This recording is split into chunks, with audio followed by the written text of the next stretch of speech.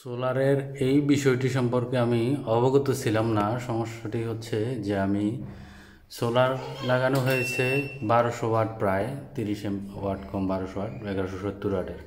But আমি এখান থেকে দেখতে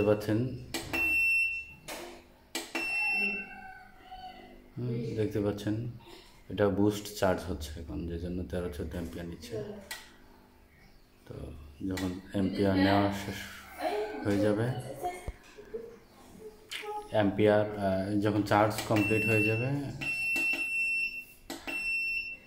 চার্জ যখন 29 ভোল্ট বা 29.2 ভোল্টে চলে আসবে, তখন এটা বুস্ট চার্জ করতেছে। এখন বুস্ট 29 এসে আবার অ্যাম্পিয়ারটা আটকে যাবে।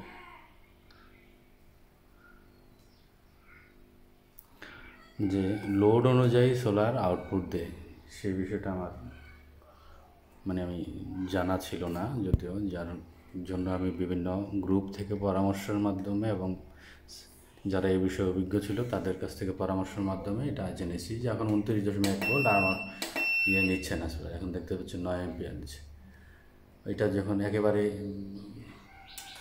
2-3 অ্যাম্পিয়ার চলে আসবে,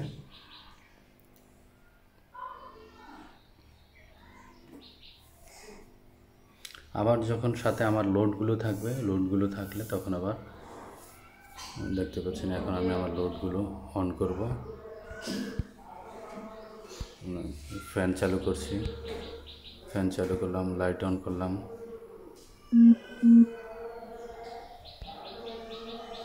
fan, light, dining light on আছে, ফ্যান অন করলাম। সবগুলো রুমের ফ্যান অন করে দিচ্ছি।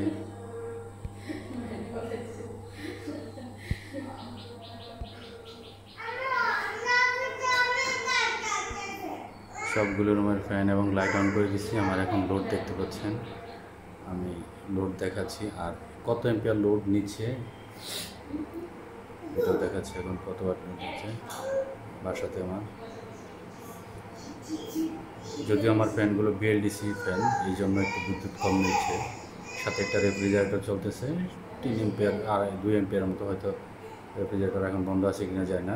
5টা ফ্যান চলতেছে, পানির পাম্প বন্ধ, এটা অন্য লাইন থেকে ইউজ করি। 350-400 ওয়াটের মতো বিদ্যুৎ নিচ্ছে। এখন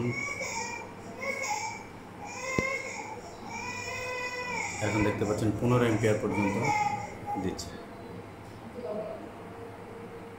15 অ্যাম্পিয়ার পর্যন্ত সাপ্লাই দিচ্ছে সোলার থেকে। এটা লোড অনুযায়ী তারতম্যটা হয়, লোড অনুযায়ী আসে। আমি সর্বোচ্চ এখান থেকে 14 অ্যাম্পিয়ার পর্যন্ত পাওয়া গেছে, 14 অ্যাম্পিয়ার সিরিজে কানেক্ট করে।